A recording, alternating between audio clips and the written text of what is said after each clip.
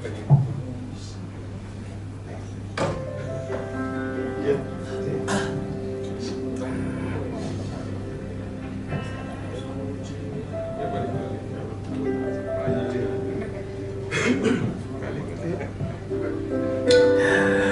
Tuhan. Selamat sore Bapak Ibu Saudara yang dikasihi Tuhan. Shalom. Haleluya. Mari bersama-sama kita berikan sorak-sorak, kita berikan kemuliaan buat Tuhan kita.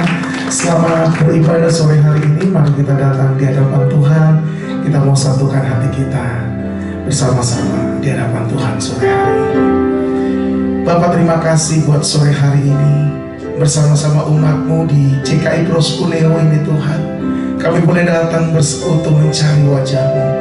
Terima kasih buat penyertaan Tuhan. Terima kasih buat pemeliharaan-Mu Tuhan dalam kehidupan kami. Dan bila sore hari ini dengan segenap hati kami, dengan segenap kerinduan kami rindu membawa korban syukur kami. Kami rindu membawa pujian dan penyembahan kami di hadapan-Mu.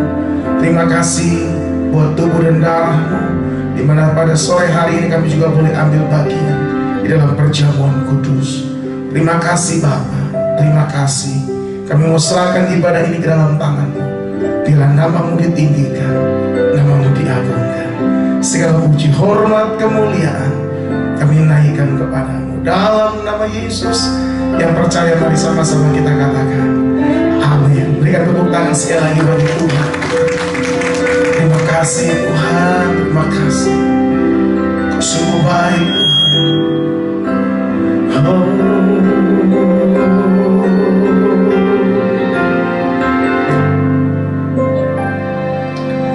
Penyertaan-Mu Tuhan,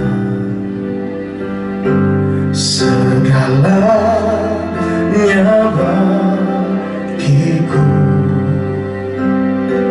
Hadir-Mu di hidupku, terutama bagiku. Penyertaan-Mu, penyertaan-Mu Tuhan, segalanya bagiku. Hadir-Mu di hidupku, terutama bagiku. Anugerah-Mu, terima kasih Anugerah-Mu, semua karena anugerah-Mu, bukan karena kekuatanku. Anugerah-Mu,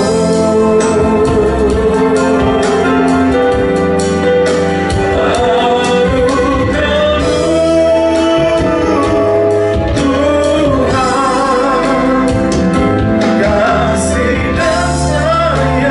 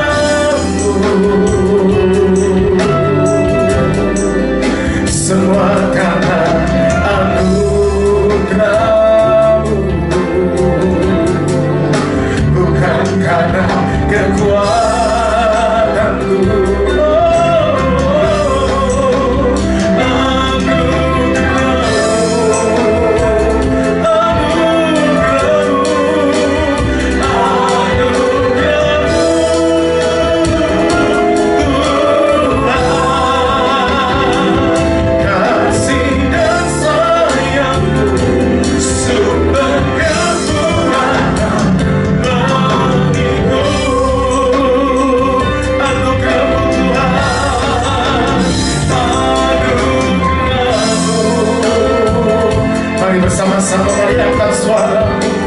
Anugerah-Mu semua karena anugerah-Mu. Amin. Bukan karena kekuatanku.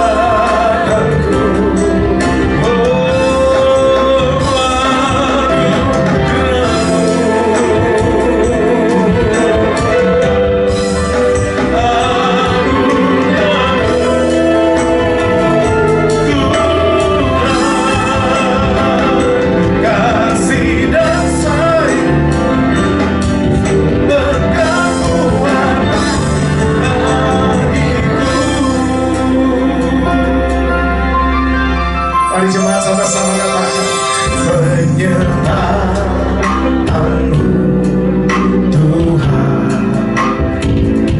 sekarang. Mari angkat suara.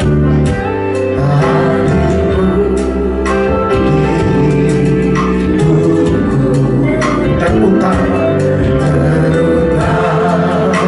Mari bersama-sama angkat kedua tanganmu saudara, katakan anugerah-Mu.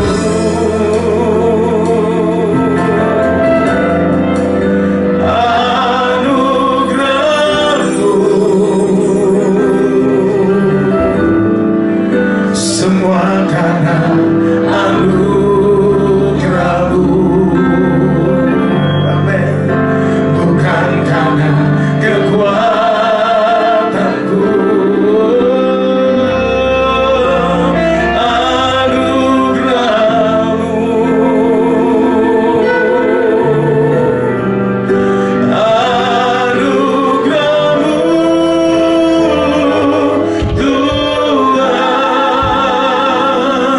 Kasih dan sayang-Mu sumber kekuatan bagiku. Mari sembah Dia. Anugerah-Mu. Amin. Anugerah-Mu semua karena anugerah-Mu Tuhan. Semua karena anugerah-Mu. Ya, bukan karena kekuatan. Anugerah-Mu,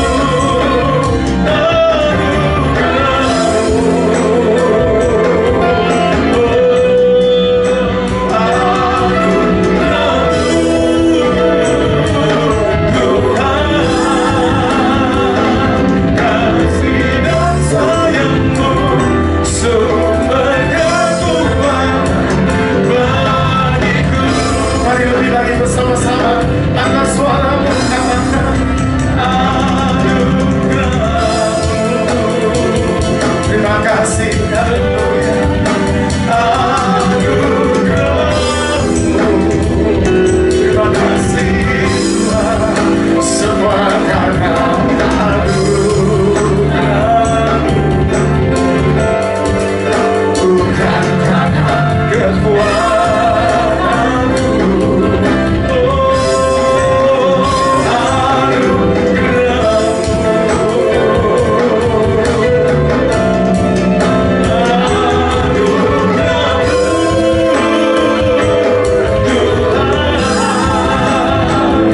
Kasih dan sayang-Mu sumber kekuatan bagiku.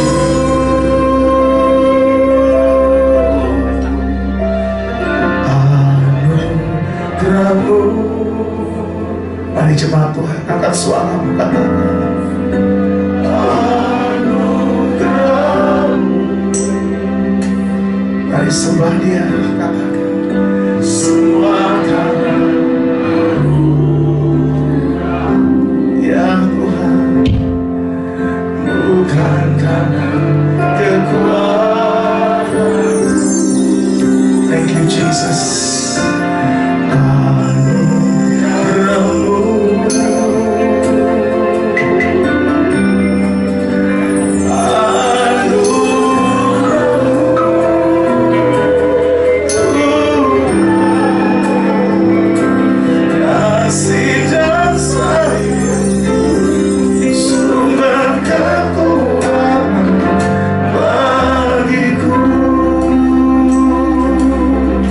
Mari sembah Dia.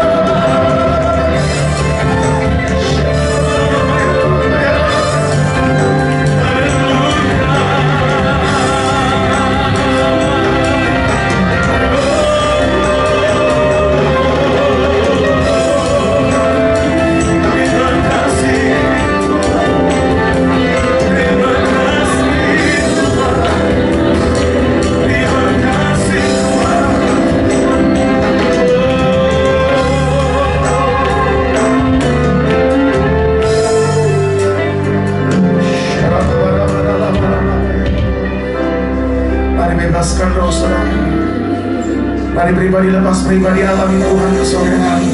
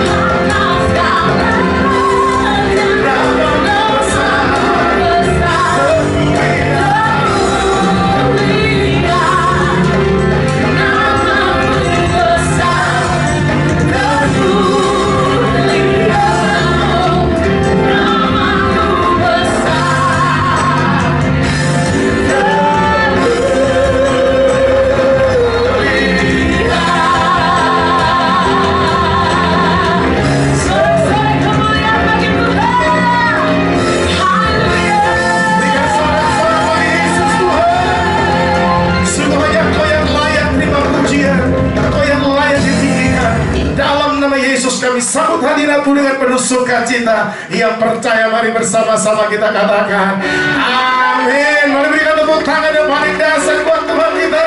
Haleluya. Supaya tepuk tangan sama-sama. Come on. Yes.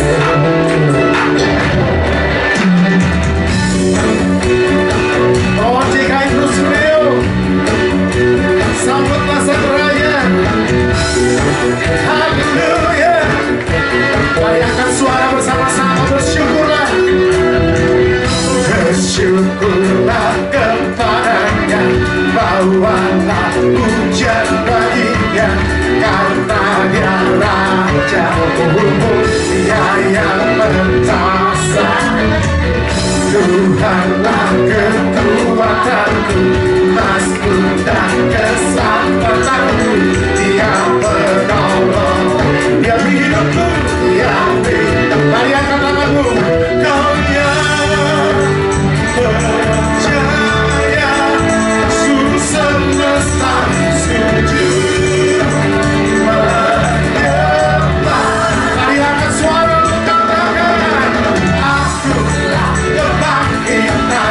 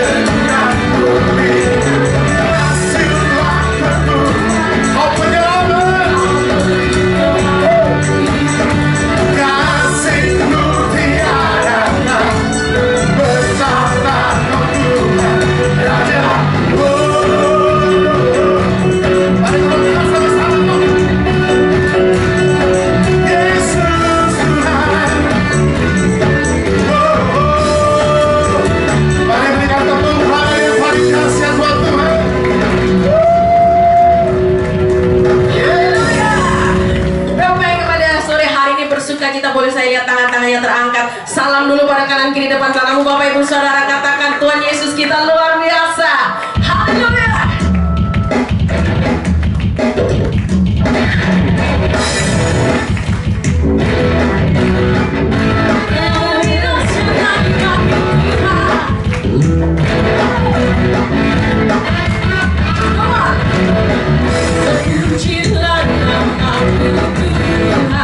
Katakan dua dan bermulia.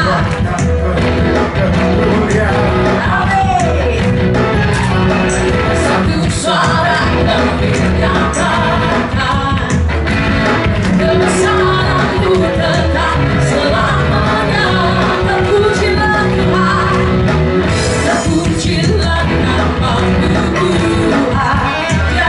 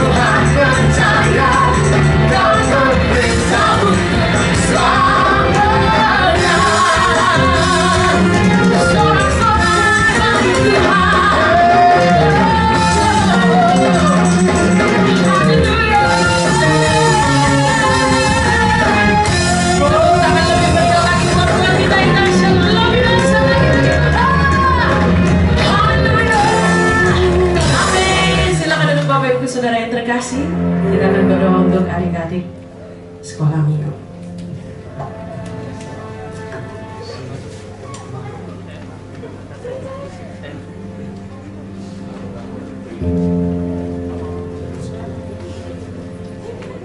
Kita akan sebentar mendoakan anak-anak kita. Kita akan arahkan tangan kita kepada anak-anak kita. Kalau sebentar mereka akan sekolah minggu. Terima kasih Bapak yang baik. Engkau memberkati anak-anak-Mu Tuhan dengan hikmat melipat perlindungan yang luar biasa. Sedini mungkin Tuhan kami serahkan mereka dalam tangan kuasa-Mu. Luar masuknya Engkau jaga. Engkau berikan Tuhan hikmat marifat, kepandaian yang lebih. Engkau berikan masa depan yang luar biasa. Jadikan mereka Tuhan, hamba Tuhan yang luar biasa. Bahkan seorang pengusaha, juga pengusaha dalam Tuhan. Bahkan seorang dokter, pengusaha, insinyur, apapun Tuhan yang Engkau izinkan terjadi, agar mereka Tuhan di dalam Engkau memiliki satu kasih karunia yang luar biasa. Jadikan mereka berkat dimanapun mereka berada. Kami juga berdoa untuk para pembimbingnya Tuhan, Kau berikan pewahyuan hikmat, agar mereka diberikan satu pengertian membawa anak-anak-Mu Tuhan, ditanamkan fondasi yang kuat, agar mereka punya karakter seperti Engkau. Terpujilah nama-Mu Yesus, haleluya, amin. Tuhan memberkati. Puji Tuhan. Sekali lagi kita berikan sambutan buat anak-anak kita, adik-adik kita yang akan beribadah sekolah minggu pada sore hari ini. Berikan tepuk tangan sekali lagi. Kemuliaan Tuhan. Mari kita siapkan hati kita bersama-sama sore hari ini. Terima kasih Tuhan. Terima kasih Bapa. Syakababaralabaya.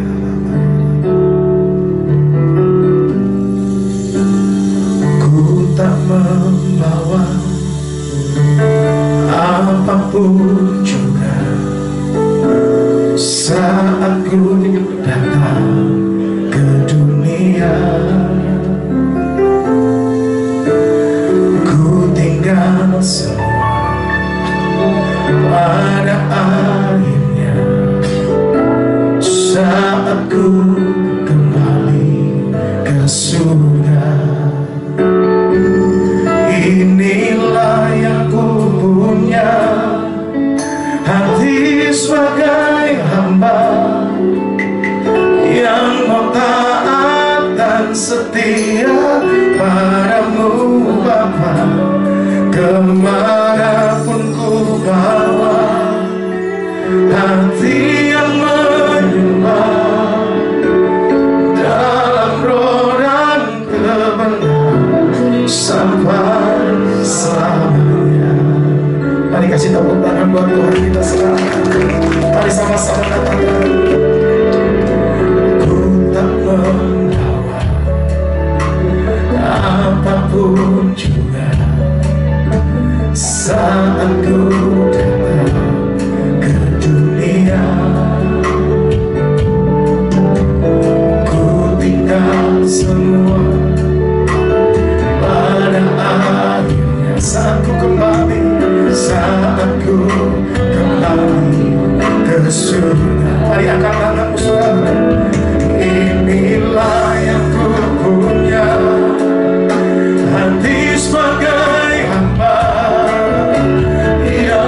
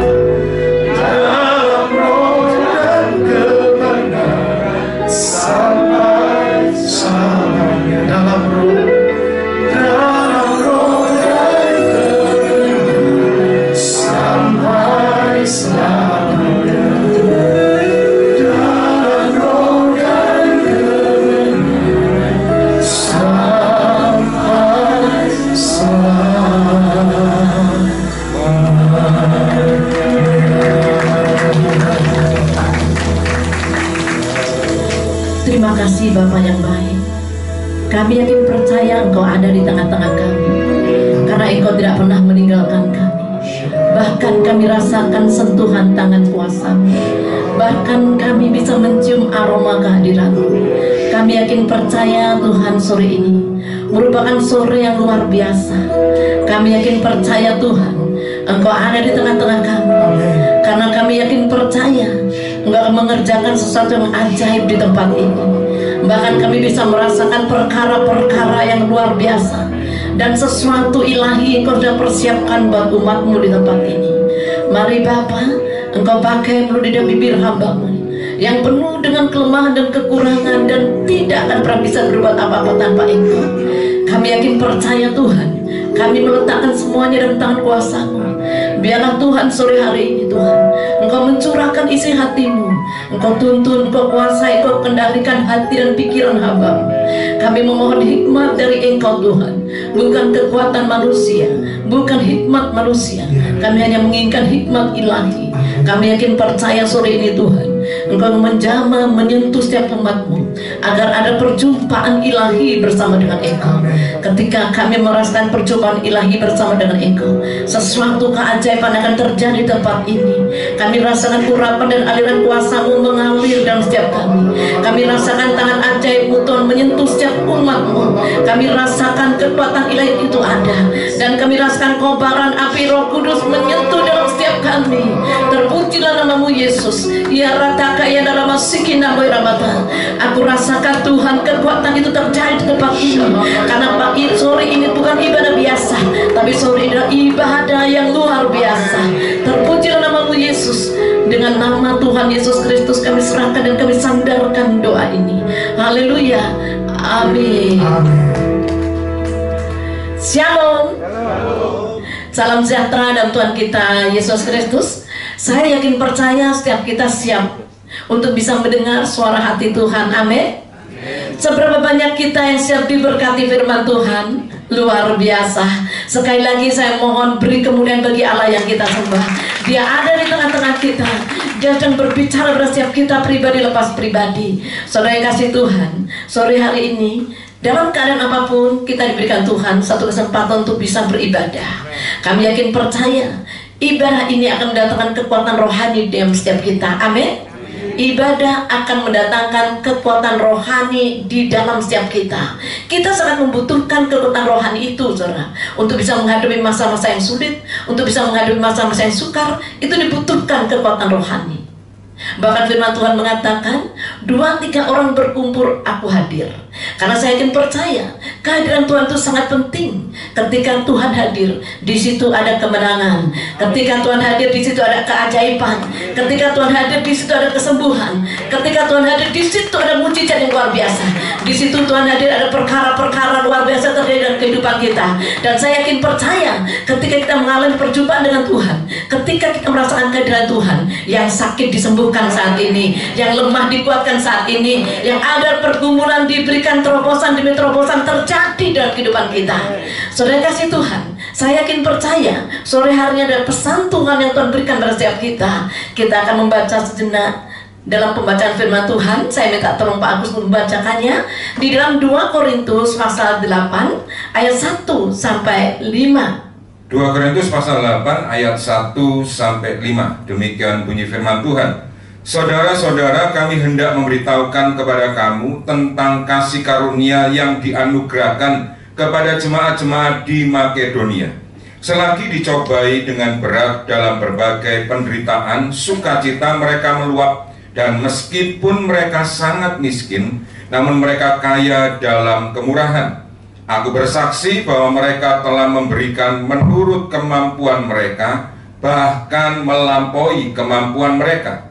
Dengan kerelaan sendiri mereka meminta dan mendesak kepada kami, supaya mereka juga beroleh kasih karunia untuk mengambil bagian dalam pelayanan kepada orang-orang kudus. Mereka memberikan lebih banyak daripada yang kami harapkan.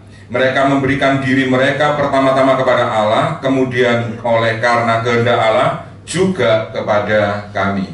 Amin. Saudara kasih Tuhan, hari ini tanggal 1 Oktober, artinya ada tema yang kita pakai dan kita buat bulan ini adalah bulan memberi yang terbaik, dan saya mengambil subtema kaya di dalam kemurahan. Dan saya yakin percaya setiap saudara yang hadir di tempat ini adalah saudara pribadi-pribadi yang kaya dalam kemurahan, yang percaya kata amin. Karena saya yakin percaya saudara pribadi-pribadi yang kaya dengan kemurahan.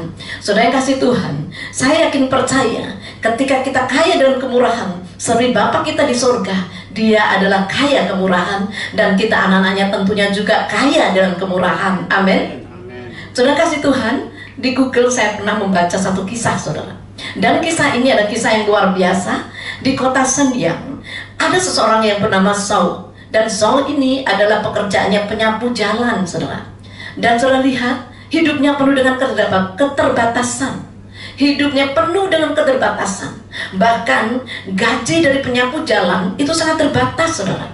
Tapi ketika dia melihat anak-anak tetangga-tetangganya banyak yang tidak sekolah, maka di dalam hatinya dia punya tekad untuk menyisihkan gajinya dari penyapu jalan. Mulai saat itu sampai 30 tahun ke depan, dia sisihkan gaji itu untuk membiayai, dan dia jadikan dirinya sebagai orang tua asuh bagi anak-anak yang tidak sekolah sebanyak 37 orang, saudara. Dan ketika ditotal gaji tadi sama, diartikan kalau dinilai diteruskan itu 378 juta. Mungkin saudara mengatakan, wah, saya 378 juta tidak perlu 30 tahun. Mungkin saudara bisa langsung memberikan secara tunai 378. Tapi Saul adalah orang yang miskin. 30 tahun ke depan dia membiayai 37 anak itu. Dia teruskan 378 juta, saudara. Begitu miskinnya, begitu terbatasnya, tapi dia punya kekayaan kemurahan di dalam hatinya. Saudara yang kasih Tuhan, saya yakin percaya kita sering mungkin mendapatkan kesaksian melalui perkataan satu dengan yang lainnya. Mungkin melalui kesaksian kita pandai bermusik, kita berikan kesaksian kita berbentuk musik. Mungkin kita pandai bernyanyi, bermazmur, kita saksikan kebaikan Tuhan dengan suara kita, kita saksikan Tuhan dengan talenta karunia kita. Tapi sesungguhnya dengan memberi itu mewujudkan sesuatu, wujud dari sifat Allah. Amin, saudara. Dan saya yakin percaya dia disebut pahlawan. Pahlawan itu bukan hanya seseorang yang bisa mengalahkan musuhnya, tapi pahlawan adalah orang yang memberikan jasa buat kepentingan orang lain. Dia juga bisa disebut seorang pahlawan. Saudara yang kasih Tuhan, memberi atau gaya memberi itu satu wujud kita ada anak-anak Allah. Saudara yang kasih Tuhan, Bapa yang di surga itu punya sifat kemurahan yang luar biasa. Dia bukan hanya memberikan kita hujan dan panas saja, tapi dia juga memberikan anaknya yang tunggal. Karena begitu besar kasihnya akan dunia ini, maka diberikannya anak yang tunggal. Saudara yang kasih Tuhan, Dia adalah Allah yang luar biasa. Dia tidak hanya memberikan kita cuaca hujan atau panas saja, tapi Dia juga memberikan anaknya yang tunggal buat saudara dan saya. Bahkan Tuhan Yesus juga bukannya memberikan waktunya, bukannya memberikan pelayanannya, tapi seluruh hidupnya, bahkan nyawanya, bahkan darahnya tercurah buat saudara dan saya. Itu adalah Bapa kita di surga, penuh dengan kemurahan. Dan kalau kita mengaku anaknya, berarti kita juga memiliki sifat orang tua kita, yaitu Bapa kita. Saudara dan saya adalah orang-orang yang kaya akan kemurahan. Yang percaya katakan amin. Saudara yang kasih Tuhan, di dalam pembacaan firman Tuhan tadi, jemaat Makedonia dikatakan sangat-sangat miskin. Dan bahkan ketika dia juga mendesak Paulus untuk bisa dia memberikan persembahan, bahkan Paulus mengatakan, sudahlah, nggak usah, kamu sendiri juga miskin, kamu sendiri juga penuh dengan kekurangan. Tapi apa yang dikatakan, berikan kami kesempatan untuk memberi. Saudara kasih Tuhan, bahkan dikatakan pemberian mereka melebihi dari apa kemampuan mereka. Saudara kasih Tuhan, ada satu kebenaran yang akan saya berikan kepada saudara, bahwa memberi itu bukan karena soal uang, saudara. Orang memberi bukan karena soal uang. Memberi itu masalah hati. Yang percaya katakan amin. Memberi itu bukan soal uang, saudara, tapi memberi itu masalah hati. Kenapa saya katakan seperti itu? Bukan di tempat ini permisi bicara, bukan di tempat ini, di tempat yang lain. Banyak orang kaya, tapi belum tentu orang kaya itu memberi. Bahkan yang saya saksikan, semakin kaya semakin medit. bukan di tempat ini, tapi di tempat yang lainnya. Saya banyak menyaksikan dan saya banyak sekali orang kenal, orang kaya. Semakin kaya, semakin pelit, semakin kaya, semakin medit. Bahkan yang memberi bantuan seringkali bukan orang-orang kaya. Saudara kasih Tuhan, sekali lagi saya katakan, karena bulan ini adalah bulan memberi yang terbaik, otomatis firman-Nya sepanjang bulan itu berbicara tentang memberi yang terbaik. Dan subtema yang saya ambil hari ini adalah kaya akan kemurahan. Saudara kasih Tuhan, berapa banyak orang di luar sana semakin kaya, semakin sulit untuk berbagi, saudara. Semakin kaya sulit untuk berbagi. Saudara kasih Tuhan. Dan saya juga bisa menyaksikan bagaimana orang-orang yang miskin kadang-kadang makan, kadang-kadang tidak. Dan bahkan itu pernah kita alami ketika saya masih berumur 37 tahun dan suami saya meninggal dunia dengan 5 orang anak. Pertanyaan saya dan saya selalu berdoa, Tuhan, pagi ini bisa nggak ya makan? Bisa nggak hari ini kita makan? Karena belum tentu kita bisa makan nasi 3 kali, saudara. Itu orang miskin, doanya seperti itu tanyanya. Tapi ketika saya melihat orang di luar sana, mereka kaya, dan pertanyaan mereka bukan bisa nggak kita makan, tapi pertanyaannya, makan apa ya aku hari ini? Karena mereka pegang uang, dia bisa makan apapun yang dia mau, dan dia bingung makan apa hari ini. Semakin kaya, pertanyaannya beda, makan di mana aku ini? Mungkin makan pagi di Hong Kong, makan siang mungkin di yang lainnya. Semakin kaya lagi, bukan seperti itu pertanyaannya, siapa yang bisa aku makan hari ini? Karena yang korupsi kan bukan orang miskin. Kalau orang miskin pertanyaannya, bisa makan nggak Tuhan hari ini? Karena kita juga pernah mengalami makan teratur, sehari makan sehari tidak. Tapi kalau sudah lumayan kaya, makan apa? Kaya lagi, makan di mana? Kaya lagi, siapa yang aku bisa makan hari ini? Saudara kasih Tuhan, sekali lagi itu bukan di tempat ini. Karena saya juga keliling sebagai hamba Tuhan, saya bisa menyaksikan semakin kaya semakin medit, saudara. Tapi kalau sudah semakin kaya, semakin medit, itu artinya hidup kurang berkualitas atau tidak berkualitas. Karena Bapa yang kita sembah bukannya memberikan kita panas dan hujan saja, tapi Dia juga memberikan anak yang tunggal. Karena begitu besar kasih Allah akan dunia, diberikanlah anak yang tunggal. Bahkan Tuhan Yesus yang seharusnya hidup di surga, lantainya emas, pintunya mutiara, tapi Dia biarkan dirinya miskin supaya sudah menjadi kaya. Saudara yang kasih Tuhan, jadi saya mau katakan, memberi itu bukan soal miskin atau kaya. Memberi bukan soal punya uang atau tidak punya uang. Berapapun hari ini yang engkau punya, engkau bisa berikan yang terbaik buat Tuhan. Mungkin saudara tidak bisa memberikan dengan uang, tenagamu, hatimu, pikiranmu, dan doamu. Saudara kasih Tuhan, masalah hati itu memberi, saudara. Jadi sekali lagi, masalah hati itu bukan soal uang. Maaf, memberi bukan soal uang, tapi masalah hati. Saya akan tayangkan sedikit video klip yang singkat bagaimana di satu daerah yang sangat miskin di India, yaitu Mizoram. Di situ sangat-sangat miskin penduduknya, tapi penduduk di Mizoram justru yang paling banyak mensupport pelayanan, penginjilan, dan bahkan pekerjaan Tuhan. Saudara nanti bisa melihat, bahkan orang di sana gaji satu hari kurang dari $1, saudara. Kalau hari ini $1 mungkin 15.500. Kalau dihitung $1 aja, berarti 1 bulan cuma dapat 465.000.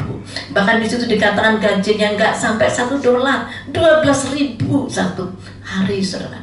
Tapi dia memberikan satu gerakan, yaitu segenggam beras. Saya merasa ingat dulu, saya punya kerinduan untuk memberikan pendeta saya, hamba Tuhan yang melayani saya, yang mendewasakan. Saya nggak ada uang, karena kadang makan, kadang enggak.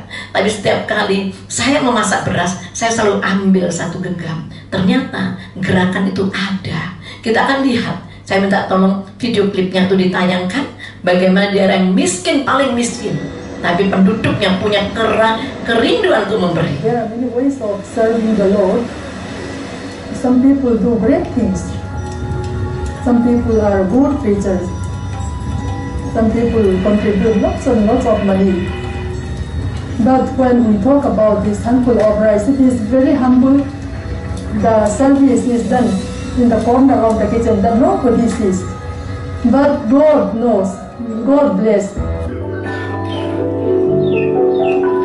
Ruvaitam is a practice where each Mizo family puts aside a handful of rice every time they cook a meal, and later gather it and offer to the church.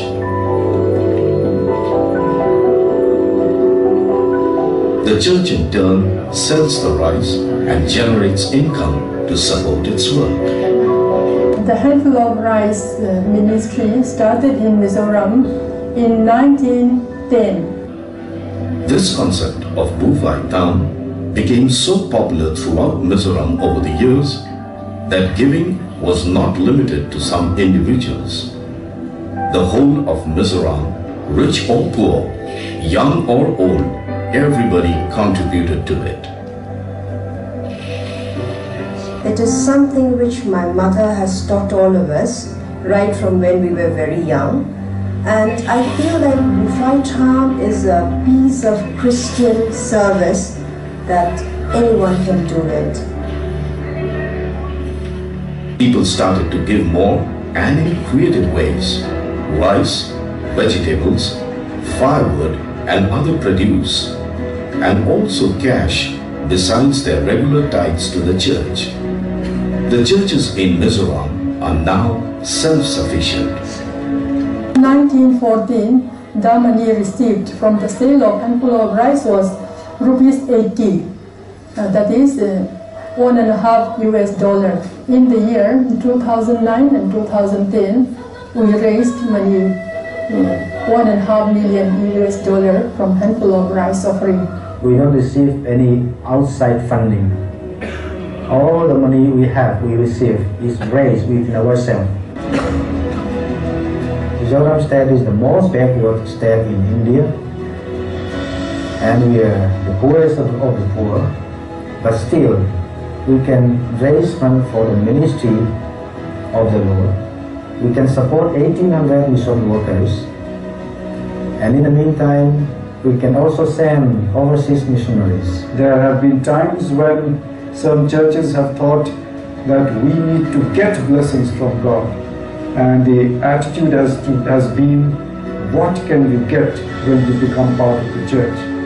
But here, the Handful of Rice offering inspires us that God has called us to share what we have with God for God's ministry. We Mizo people say, as long as we have something to eat every day, we have something to give to God every day. Ya, luar biasa saudara ya. Mereka bisa dibilang miskin. Mereka bisa dibilang desa yang paling miskin. Tapi dia punya kekayaan kemurahan yang luar biasa. Tapi sedangkan orang-orang dunia yang luar sana, mereka kaya dalam hal banyak, mungkin dipercayai Tuhan, tapi mereka merasa itu hak milik mereka. Saudara kasih Tuhan, mulailah hari ini kita menyadari bahwa hidup kita itu 100% milik Tuhan. Betul saudara? 100% hidup kita itu milik Tuhan. Kita bisa bernafas hari ini, kita bisa berjalan hari ini, kita bisa bangun pagi hari ini. Itu semua karena anugerah Tuhan semata-mata.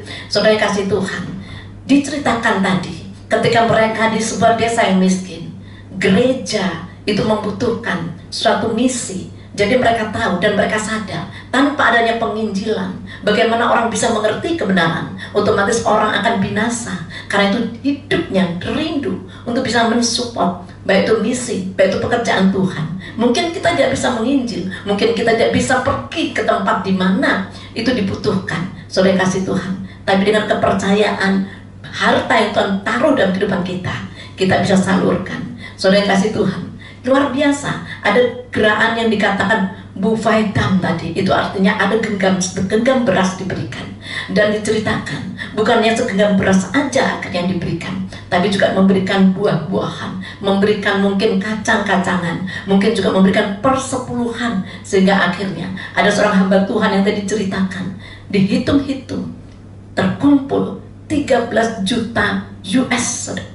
Dan kalau itu dihitung-hitung dikruskan, tidak kurang dari berapa miliar itu tadi dikatakan, saudara. Luar biasa, saudara. Dari sedikit, tapi mereka semua bersatu. Sedikit akhirnya bisa membangun begitu luar biasa. Saudara kasih Tuhan, saya yakin percaya kita juga punya kerinduan seperti itu, memberikan yang terbaik bagi Tuhan. Kita bisa memberikan yang terbaik melalui kesaksian perkataan kita. Kita bisa memberikan yang terbaik dari talenta karunia. Tapi kalau kita diberikan Tuhan kepercayaan dengan harta, itu artinya gerakan itu memberi itu suatu wujud sikap sifat Bapa kita yang penuh dengan kebenaran, kemurahan. Saudara kasih Tuhan, biarlah hari ini kita menyadari bahwa hidup ini milik Tuhan, hidup ini 100% milik Tuhan. Kita akan melihat kebenaran dari 1 Timotius pasal 6 ayat 17 sampai 19. Ada beberapa kebenaran yang bisa saya tarik dari 1 Timotius ini. 1 Timotius 6 ayat 17 sampai 19. Peringatkanlah kepada orang-orang kaya di dunia ini agar mereka jangan tinggi hati dan jangan berharap kepada sesuatu yang tak tentu seperti kekayaan, melainkan pada Allah yang dalam kekayaannya memberikan kepada kita segala sesuatu untuk dinikmati. Peringatkanlah agar mereka itu berbuat baik, menjadi kaya dalam kebajikan, suka memberi dan membagi, dan dengan demikian mengumpulkan suatu harta sebagai dasar yang baik bagi dirinya di waktu yang akan datang untuk mencapai hidup yang sebenarnya. Amin. Saudara kasih Tuhan, dari 1 Timotius pasal 6 ayat 17 sampai 19, saya bisa menarik 3 hal yang sederhana dari ayat ini. Yang pertama, jangan andalkan uang. Kalaupun kita punya uang, jangan sombong. Karena kalau kita mengandalkan uang, kita harus ingat, uang bisa raib, bisa terbang begitu saja. Saudara kasih Tuhan, mungkin kita mengandalkan aset kita, kekayaan kita, tapi kekayaan kita, aset kita bisa lenyap. Rumah pun bisa harus terbakar. Mungkin kita mengandalkan saham kita yang semakin hari semakin naik. Saudara kasih Tuhan, saham pun kita juga tidak sadar, tiba-tiba bisa anjlok. Saudara kasih Tuhan, mari kita andalkan Tuhan. Kaya tidak dosa, kaya tidak salah, tapi jangan pernah kita serakah seolah-olah kita mengandalkan kekayaan kita, seolah kita mengandalkan kehebatan kita, seolah kita mengandalkan aset atau rumah kita. Saudara kasih Tuhan, apapun yang di luar tubuh kita itu sementara, saudara. Bahkan tubuh ini juga fana, sehingga tidak satupun apa yang jadi hak milik kita. Semuanya itu hanya kepercayaan saja. Dan kita diberikan Tuhan kesempatan menjadi penata kepercayaan Tuhan. Saudara kasih Tuhan. Dan yang pertama, jangan pernah andalkan uang. Jangan sombong. Kalau orang mengandalkan kekayaannya, biasanya sangat sombong. Tapi andalkan Tuhan. Yang ketiga, yang penting itu bukan karunia untuk memiliki, tetapi yang terpenting itulah kuasa untuk menikmati. Saudara kasih Tuhan, kita akan membaca dalam Pengkhotbah pasal 6 ayat 1 sampai 2. Pengkhotbah pasal 6 ayat 1 dan 2. Ada satu kemalangan yang telah kulihat di bawah matahari, yang sangat menekan manusia. Orang yang dikarunia Allah kekayaan, harta benda dan kemuliaan, sehingga ia tak kekurangan satupun yang diingininya. Tetapi orang itu tidak dikaruniai kuasa oleh Allah untuk menikmatinya, melainkan orang lain yang menikmatinya. Inilah kesia-siaan dan penderitaan yang pahit. Amin. Saudara kasih Tuhan, menurut ayat ini, kalau ingin berbahagia, kita harus memiliki 2 hal ini. Kita diberikan kuasa untuk memiliki, dan kita juga diberikan kuasa untuk menikmati. Tapi kalau saudara harus memilih salah satu, pilihlah untuk memiliki kuasa untuk menikmati. Kalau kita cuma punya karunia untuk memiliki, tapi tidak punya kuasa untuk menikmati, itu sia-sia, saudara. Saya berikan satu contoh. Pada satu kali, ketika saya diundang untuk mengurapi, rumahnya luar biasa. Bahkan saya ini rasanya sungkan mau menginjak lantainya, saudara. Lantainya seperti kaca. Bahkan sebelum masuk pagar bisa buka sendiri, saudara. Bahkan lampu itu tanpa diceklek, nyala sendiri, saudara. Luar biasa. Anjingnya itu berbaris, pakai baju semuanya. Sedangkan kalau kita di mall, belum tentu manusianya pakai baju komplit, tapi anjingnya pakai baju komplit, saudara. Dan bagaimana ketika sudah mengurapi dari atas ke bawah, saudara, saya dijamu makan. Makanannya seperti makan di restoran, meja panjang, bahkan tengahnya bisa berputar. Saya termangu-mangu melihat seperti itu, saudara. Dan ketika makan, dipersediakan makan, saya agak sungkan. Yang makan saya sama teman saya, sedangkan yang punya rumah nggak ikut makan. Dilihatin aja, mari makan. Oh maaf, saya nggak bisa makan seperti ini. Makanannya cuma bubur putih dan sayur bening, saudara. Sedangkan kita ada udang, ada macam-macam. Itu artinya mereka punya karunia memiliki, tapi tidak punya kuasa untuk menikmati. Sedangkan apa, saudara? Di belakangnya kolam renang yang luar biasa, tapi suaminya juga masuk rumah sakit. hidupnya di dalam rumah sakit di ICU. Itu artinya punya kuasa memiliki, tapi tidak punya kuasa untuk menikmati. Saudara yang kasih Tuhan, ingatlah, segala sesuatu itu hanya titipan. Saudara bisa melihat bagaimana jemaat di Makedonia yang begitu miskin, tapi dia bisa memberikan lebih daripada kemampuannya. Saudara juga bisa melihat penyapu jalanan Saul, dia bisa tergerak untuk menyekolahkan 37 anak. Dia bukan orang yang berlebihan. Dan saudara bisa melihat daerah India yang paling miskin pun, dia memberikan segenggam semuanya. Bahkan dia bersatu padu, bergotong royong untuk meningkatkan pekerjaan di mana dia bertumbuh. Saudara kasih Tuhan, berapa banyak juga yang kita alami tidak bisa menikmati kolam renangnya, yang menikmati mungkin juga pembantunya dan sopirnya. Bahkan Alphard pun tidak bisa dinaiki. Saudara kasih Tuhan, bagaimana kalau seperti itu? Kalau hari ini kita sehat, berikanlah tenagamu, pikiranmu. Jangan tunggu kita kalau sehat, dia akan doakan Bu Susi, kalau saya sembuh saya akan melayani. Dalam hati, Tuhan kadang-kadang nggak mau terima barang bekas, saudara. Kalau kita sudah stroke, kita sudah tua, baru pengen pelayanan. Sedangkan kalau kita diberikan kesehatan, kita justru pelayanan nggak mau. Saudara kasih Tuhan, pelayanan itu adalah anugerah, kesempatan, saudara. Jangan dianggap pelayanan itu beban. Justru pelayanan itu anugerah. Tidak semua orang mempunyai kesempatan untuk melayani. Saudara yang kasih Tuhan, bahkan memberi pun itu juga karunia. Kalau kita memberi, itu karunia. Tidak semua orang diberikan Tuhan karunia untuk memberi. Bahkan saya katakan, memberi bukan soal uang. Bahkan berapa waktu yang lalu, Bu doakan, kalau proyek ini deal, saya akan nyumbang. Saya katakan, nggak perlu janji seperti itu. Kalau sekarang nggak punya uang aja, kamu tidak bisa memberikan mungkin 1.000, 2.000, 5.000. Apalagi dapat proyek besar, sedikit aja tidak bisa, bagaimana terima banyak? Saudara kasih Tuhan. Jadi hari ini kita diajar oleh Tuhan, milikilah kekayaan, kemurahan hati. Karena Bapa kita itu kaya. Bukannya hujan dan panas yang Tuhan berikan, tapi anaknya pun diberikan kepadamu. Bahkan anaknya yang diberikan pun, dia tidak hanya melayani kita, tapi dia juga tidak hanya memberikan waktu untuk kita, tapi sak nyawanya, sak hidupnya, darahnya tercurah buat saudara dan saya. Saudara yang kasih Tuhan, jangan terus mengejar kenikmatan dunia, tapi nikmatilah anugerah Tuhan dan bersyukurlah kepada Tuhan. Saudara kasih Tuhan, orang di India tadi mengatakan, berikan aku kesempatan untuk memberi, karena memberi itu adalah ucapan syukur kebaikan Tuhan. Saudara kasih Tuhan, berapa banyak kalau saya keliling di rumah sakit, saya ngeri, saudara, untuk bisa bernapas saja membayar jutaan dalam satu hari. Untuk bisa buang angin aja harus ditunggu beberapa hari. Sedangkan kalau kita dengan bebasnya, kita setiap pagi ke belakang dengan lancar, kita bisa bernapas dengan lancar, tapi kita tidak pernah mengucap syukur.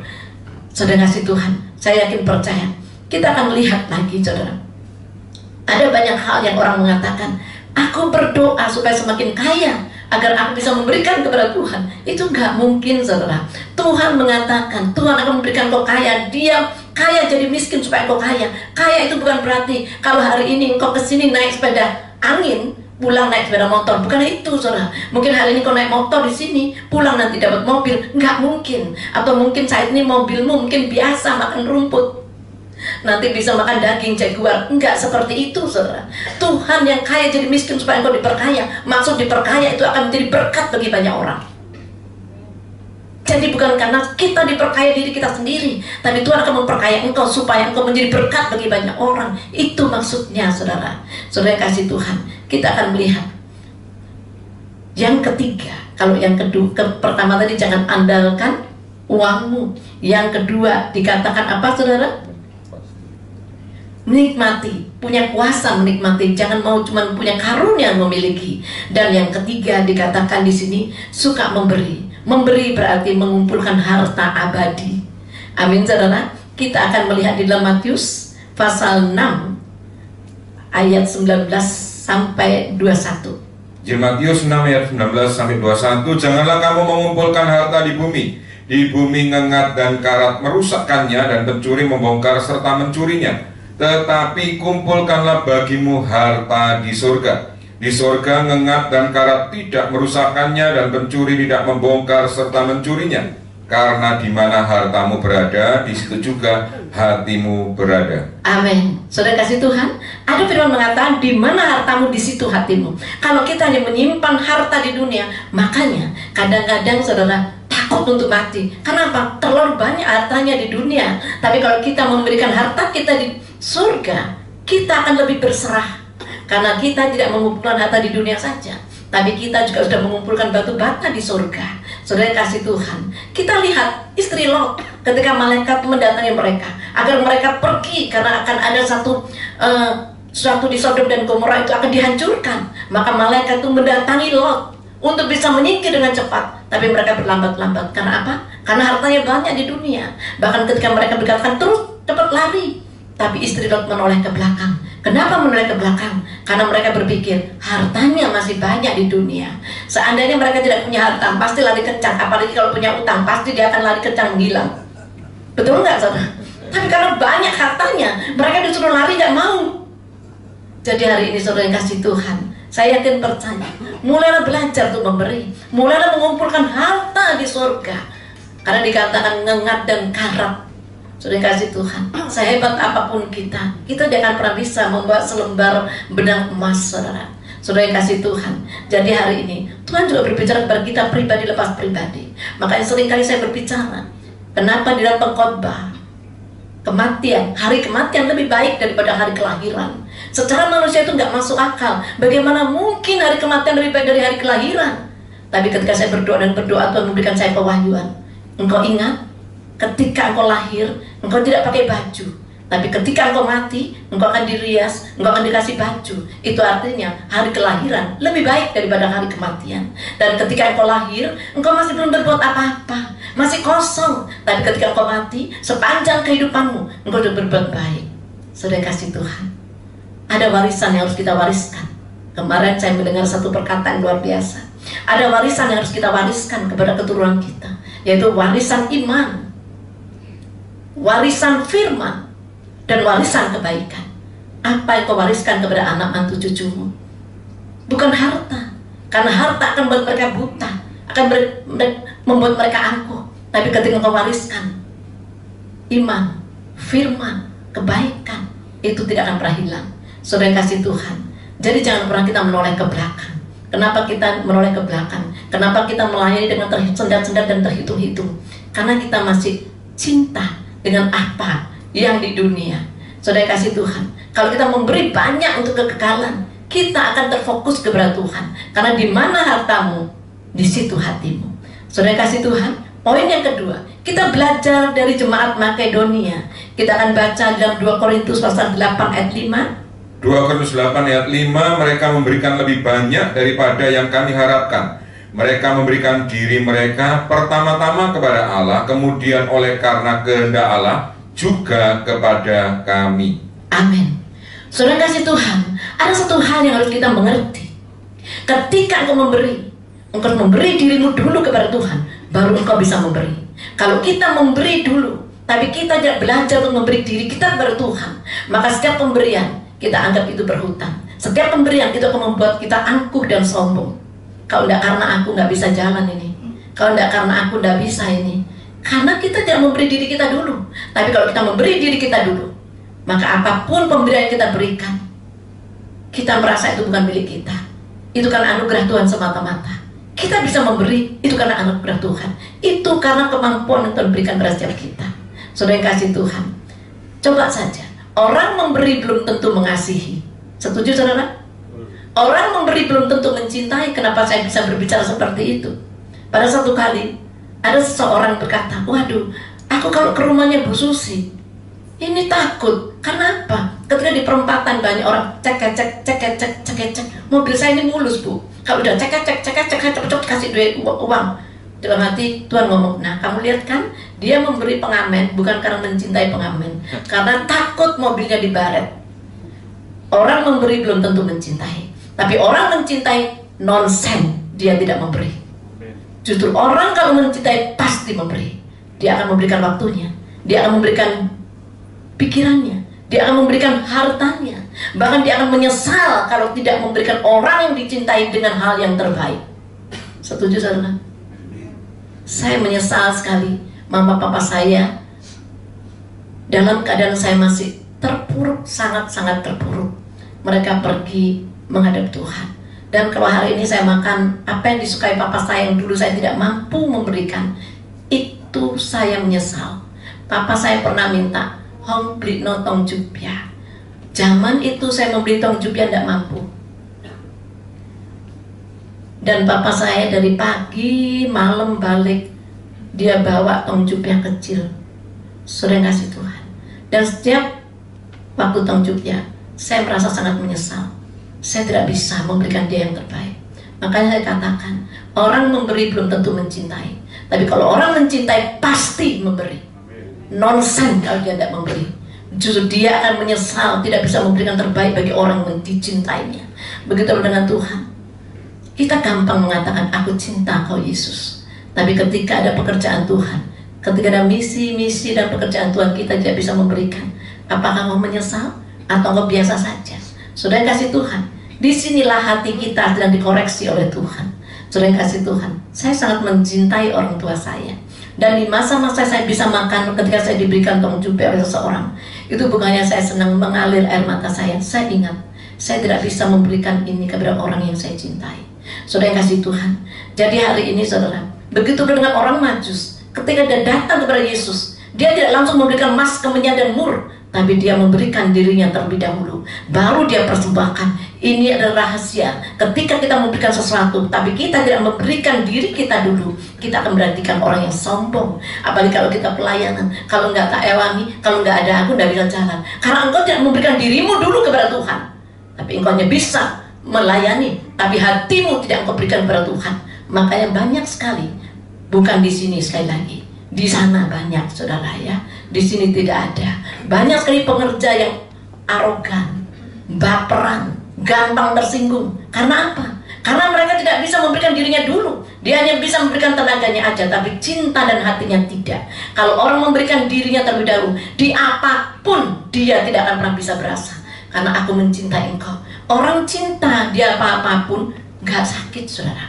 Tapi kalau orang tidak cinta, ya itu tadi, memberi tenaga tapi belum tentu mencintai. Makanya gampang sekali tersinggung. Saudara yang kasih Tuhan, kita akan lihat di dalam Matius pasal 2 ayat 11. Matius 2 ayat 11. Maka masuklah mereka ke dalam rumah itu dan melihat anak itu bersama Maria, ibunya, lalu sujud menyembah dia. Mereka pun membuka tempat harta bendanya dan mempersembahkan persembahan kepadanya, yaitu emas, kemenyan, dan mur. Amin. Saudara bisa perhatikan, maka masuklah mereka ke dalam rumah itu dan melihat anak itu bersama Maria, ibunya, lalu sujud menyembah dia. Menyembah dulu, itu artinya menyerahkan diri dulu, baru memberi. Sudah kasih Tuhan. Pemberian bukan soal uang, pemberian itu soal hati. Makanya jangan heran, banyak pengerja, banyak orang kaya, kalau dia tidak sujud memberikan diri dulu kepada Tuhan, maka pemberiannya dianggap hutang. Aku kasih kamu, aku ngutangin kamu. Sudah kasih Tuhan. Tapi kalau diri kita berikan terlebih dahulu, jangankan 10%, kita ini tahu tubuh, jiwa kita, hidup kita 100% buat Tuhan. Amin saudara. Di gereja kita tidak pernah menyinggung tentang ini. Tapi karena ini bulannya berbicara tentang pemberian yang terbaik, saya juga cuma mengilustrasikan berapa banyak di luar sana terjadi gontok-gontokan. Persepuluhan itu masih berlaku nggak ya Bu Susi? Apakah selamanya? Saya katakan, saya tidak pernah memaksa. Karena persepuluhan, kalau saya sampai hari ini sudah 30 tahun, saya memberikan bukan persepuluhan lagi, tapi seluruhnya saya berikan. Saudara kasih Tuhan, kalau orang cinta itu nggak pernah hitung-hitungan. Makanya saya dikatakan, persepuluhan bagaimana ngitungnya? Kenapa ribet banget sih? Kalau orang cinta itu nggak usah hitung-hitungan loh bagi saya. Makanya saya bilang, orang memberi belum tentu mencintai, tapi orang mencintai nonsen tidak memberi. Makanya kalau saya di luar sana, bukan di sini ya, di luar sana saya sering ditanyain, perlu nggak sih Bu persepuluhan itu? Masih berlaku nggak sih Bu persepuluhan itu? Sebetulnya bukan 10% punya Tuhan, tapi 100% itu hidup kita punya Tuhan. Betul saudara? Saya tidak pernah menyinggung uang, tapi saya cuma memberikan saudara pengertian bahwa bukan 10% milik Tuhan itu, Sebetulnya 100% hidup kita punya Tuhan. Apakah saudara percaya bahwa 100% hidupmu milik Tuhan? Atau cuma 10% aja milik Tuhan hidupmu? 100% atau 10% saudara? 100% saudara. Jadi kalau kita merasa hidup kita 100% milik Tuhan, kenapa kita berdebat soal itu? Makanya saya tidak pernah berdebat soal itu. Karena pemberian itu bukan soal uang. Pemberian itu berbicara tentang hati. Saudara kasih Tuhan, sekali lagi saudara, jangan pernah berdebat soal itu. Dan saya pun juga tidak pernah menekankan, karena pemberian itu dari kesadaran kita. Kalau kita sadar bahwa hidup kita untuk Tuhan, kalau kita sadar seperti saya katakan tadi, saya cinta sama papa saya. Sampai hari ini pun, kalau saya ingat bulan-bulan Tongjupiang, tetap tersentuh. Dan mama saya juga, ketika mau meninggal dunia, papa saya minta nasi bakmoy. Kita belum sempat memasakkan, dia sudah pergi. Dan itu membuat meninggalkan kecewa dan luka di hati saya. Mama saya juga pengen pergi ke Israel, tapi belum sempat saya pergikan dia sudah pergi terlebih dahulu. Inilah rahasianya. Kalau orang cinta itu saudara, nggak akan pernah hitung-hitungan, nggak akan pernah berdebat dan bertanya, karena hidup kita itu 100% Tuhan punya. Kita bisa bekerja, yang pertama kali memberikan kita itu juga Tuhan. Tuhan memberikan nafas kehidupan kita, Tuhan memberikan kita jalan untuk bisa bekerja, Tuhan memberikan berkat juga untuk kita.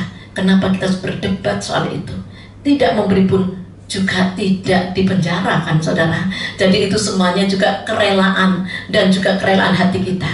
Yang selanjutnya, kita juga harus mengerti, kalau kita mendapatkan kekayaan, layanilah Tuhan dengan kekayaanmu. Lukas pasal 8 ayat 3. Lukas 8 ayat 3, Yohana istri Kusa, bendahara Herodes, Susana, dan banyak perempuan lain. Perempuan-perempuan ini melayani rombongan itu dengan kekayaan mereka. Amin. Jadi mungkin kita bisa berkhotbah, kita melayani Tuhan dengan khotbah. Saudara kasih Tuhan, apapun yang Tuhan percayakan kepada kita, persembahkan itu untuk Tuhan. Tidak perlu kita bingung bagaimana ngitungnya. Namanya orang kalau cinta sama orang, saudara nggak akan pernah hitung-hitungan. Kurang lebih kalau orang cinta, berapapun saudara, kita akan berlomba menyenangkan. Seperti kalau kita punya anak, ketika kita tidak punya uang pun, kita akan usahakan supaya anak kita sembuh dengan berbagai macam cara. Saudara kasih Tuhan, kita akan lihat. Yang kedua, memberi uang atau harta seharusnya dimulai dengan memberi diri kita terlebih dahulu. Jangan memberi sebelum engkau bisa memberikan dirimu untuk Tuhan. Kalau engkau tidak bisa bersujud, tidak bisa memberi dirimu untuk Tuhan, kalau kita memberi untuk Tuhan, biasanya pasti dihitung, pasti diingat-ingat. Di mana Tuhan katanya memberikan 100, bisa 30, 50, 60, 100 kali ganda. Bukan seperti itu saudara, itu judi. Kita lihat yang terakhir, yang ketiga. Memberi akan membuat hidupmu menjadi berkat. Saudara ingat 5 roti 2 ikan? 5 roti 2 ikan. Tuhan memakai anak kecil yang menjadi berkat. 5 roti 2 ikan bisa mengenyangkan 5.000 orang. Bagaimana bu prosesnya? Apakah ketika 5 roti 2 ikan itu tiba-tiba 5 roti kecil jadi besar, dan ikan teri bisa jadi besar, berubah jadi ikan paus, saudara? Enggak, saudara. 5 roti kecil tetap kecil rotinya, 2 ikan tetap kecil. Terus mujizatnya kapan? Ketika anak kecil tadi cuma punya 5 roti 2 ikan bisa mengenyangkan 5.000 orang. Tapi ketika yang sedikit ini diserahkan pada tangan Tuhan, maka yang sedikit menjadi banyak. Saya yakin percaya, mungkin dalam kehidupan kita ada persediaan yang sedikit, tapi ketika engkau menyerahkan yang sedikit ini di tangan Tuhan, maka akan bertambah. Kapan mujizatnya? Apakah ketika Tuhan sudah mengucap syukur ini langsung berubah jadi besar? No. Ketika roti itu dibagi-bagikan, dipecah-pecahkan, saat itulah tidak akan pernah habis. Ketika engkau ingin diberkati, mulailah melangkah untuk memecah-mecahkan roti yang sedikit. Ikan kapan bisa berubah menjadi ikan paus? Nggak akan berubah jadi ikan paus. Ketika ikan kecil ini kau bagi, di saat itulah yang tidak akan pernah habis. Yang percaya katakan amin. Karena Tuhan kita ingin melangkah. Melangkahlah, dari yang kecil akan menjadi banyak. 5 roti 2 ikan tidak berubah menjadi roti yang gede atau ikan yang paus. Tapi ketika roti engkau pecahkan, 5 roti tidak pernah habis sampai bisa mengenyangkan 5.000 orang. Bahkan ikan teri yang 2 tidak jadi paus, tapi ketika ikan itu dibagikan tidak pernah habis. Itulah rahasia, ada pelipat gandaan, saudara. Saudara yang kasih Tuhan, hari ini adalah hari yang luar biasa. Berapa banyak dari kita ketika dikatakan, wah nanti kalau memberi jadi miskin. Saudara lihat orang India yang begitu miskinnya, pemasukannya tidak sampai $1, tapi dia bisa menghasilkan per tahun berapa miliar. Karena apa? Apakah kekurangan? Tidak, malah dipelihara sampai keturunannya. Saudara yang kasih Tuhan, tidak ada ceritanya orang memberi itu bangkrut. Enggak, saudara. Karena di sini dikatakan 5 roti 2 ikan ada pelipat gandaan. Saudara yang kasih Tuhan, kita juga ingat ketika ada wabah corona berapa tahun yang lalu.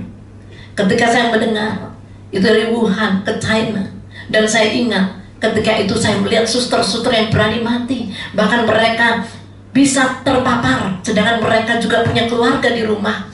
Tapi kalau mereka tidak siap berkorban, tidak akan pernah ada. Jadi saudara kasih Tuhan, apapun yang dikerjakan tidak akan pernah bisa satu orang mengerjakannya. Tapi kalau ada persatuan, kesatuan, di situ akan ada terobosan. Segala sesuatu yang kita kerjakan dalam gereja ini tidak akan pernah bisa tuntas tanpa ada kerjasama bersama-sama saudara. Karena itu saudara, milikilah hati yang memberi, dan milikilah kekayaan yang kemurahan yang luar biasa. Karena Tuhan kita adalah Tuhan yang murah hati. Saudara kasih Tuhan, bahkan saya ingat di situ karena banyaknya orang sakit, membangun rumah sakit hanya 10 hari ceritanya. Tapi saya juga melihat tidak ada yang mati di dalam rumah sakit tadi. Kalau ada yang mati di rumah sakit yang lain, berita yang seperti itu saudara, luar biasa. Saudara kasih Tuhan, kita ingat, saya selalu memegang ayat Mazmur 91 dikatakan, dan bahkan Tuhan mengatakan pada saya, engkau ini diciptakan menjadi manusia. Bahkan di dalam Kejadian dan firman mengatakan, bertambah banyaklah dan berkuasalah. Saudara dan saya ini diberikan Tuhan kuasa untuk menguasai alam semesta. Apa yang kau pikirkan akan terjadi, apa yang keluar dari mulutmu akan terjadi. Kekuatan ilahi terjadi dalam kehidupanmu. Engkau diberikan kuasa untuk menguasainya. Dan saya yakin percaya, bahkan kuasa maut bukan dikalahkan, tapi sudah dibinasakan oleh Tuhan. Dan kalau kita betul-betul anak Allah, Tuhan akan berikan anugerah itu terjadi dalam kehidupanmu.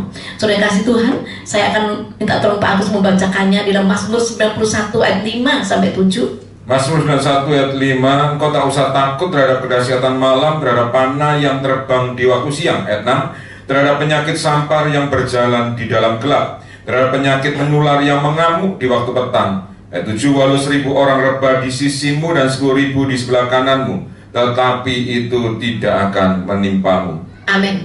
Bukan saya mengajar saudara gegabah, saya tidak mengajar saudara gegabah, tapi kita jangan pernah mati karena ketakutan. Apapun yang Tuhan izinkan terjadi, engkau diberikan kuasa untuk menaklukkan semuanya. Asal engkau betul-betul melekat kepada Tuhan dan engkau melakukan apa yang jadi perintah Tuhan, maka malapetaka, teluh, tenung, sandar tidak akan pernah mendatangi engkau. Saudara kasih Tuhan, ada saksi hidup Pak Tan dan suaminya. Pada masa-masa pandemi yang masih besar begitu kencangnya, kita hanya bertiga loh datangi panti-panti saudara. Benar saudara, saksi hidup saudara. Bahkan Ibu Liliana masih mengandung saudara, tapi mereka tidak terpapar. Karena apa? Berapa banyak orang membutuhkan pertolongan kita. Seperti seorang penyapu di China, dia orang miskin, tapi dia tergerak ada orang lebih membutuhkan. Dan yang terakhir kita akan baca dalam 2 Korintus pasal 8 ayat 9. 2 Korintus 8 ayat 9, karena kamu telah mengenal kasih karunia Tuhan kita Yesus Kristus, bahwa ia yang oleh karena kamu menjadi miskin, sekalipun ia kaya, supaya kamu menjadi kaya oleh karena kemiskinannya. Amin. Saudara kasih Tuhan, di sini luar biasa dikatakan saudara, karena kamu telah mengenal kasih karunia Tuhan kita Yesus Kristus, bahwa ia yang oleh karena kamu menjadi miskin, sekalipun ia kaya, supaya kamu menjadi kaya oleh karena kemiskinannya. Sekali lagi saya ingatkan, engkau diperkaya oleh Tuhan, bukan supaya engkau motor jadi mobil, mobil jadi jaguar, bukan saudara, supaya engkau jadi berkat lebih. Saudara ingat tentang Petrus? Petrus awalnya menjadi penjala ikan, betul saudara? Kalau dia menjadi penjala ikan, apakah dia menjadi berkat? Ya, dia jadi berkat untuk dirinya sendiri, dapat ikan dimakan sendiri, atau minimal jadi berkat bagi keluarganya. Tapi ketika dipindah menjadi penjala manusia, bukan hanya menjadi berkat keluarganya dan dia dirinya sendiri, tapi ketika Petrus menjadi penjala manusia, dia berkhotbah 3.000 orang bertobat. itulah artinya engkau diperkaya. Diperkaya bukan untuk engkau nikmati sendiri, tapi engkau akan menjadi berkat bagi banyak orang. Dan itu akan terjadi buat saudara. Dan setiap kita yang mendengar firman hari ini, engkau akan dijadikan Tuhan. Seseorang akan menjadi berkat. Engkau akan diperkaya, bukan untuk dinikmati sendiri, tetapi orang yang bisa dipercaya menjadi bendaharanya Tuhan. Engkau akan semakin diberikan lebih, dan lebih. Dan saya yakin percaya hari ini adalah harinya Tuhan. Dan saya yakin percaya ketika sudah mendengar firman hari ini, penuh dengan kekayaan kemurahan, engkau diberikan karunia kasih karunia bagi Tuhan. Dan Tuhan akan memberikan engkau kekuatan yang luar biasa. Bahkan tahun demi tahun engkau akan dibedakan berkatmu. Karena orang yang diberikan Tuhan menjadi saluran, sebelum kau menyalurkan ke tempat yang lainnya, engkau sendiri sudah menikmatinya. Sudah lihat selang-selang Leiden, sebelum air itu mengalir, selang itu sudah menikmati sendiri dengan limpah. Itu ada gambaran saudara, kalau engkau rela dipakai Tuhan di alat yang mulia, maka Tuhan akan percayakan ke lebih dan lebih lagi. Bahkan saya melihat pahlawan-pahlawan ada di sekitar kita. Engkau akan dipakai Tuhan, mempunyai kekayaan kemurahan yang luar biasa. Tuhan memberkati, beri kemuliaan bagi Allah yang kita sembah. Biar firman itu terterai dalam hati kita, dan kita akan menjadi berkat dimanapun kita berada.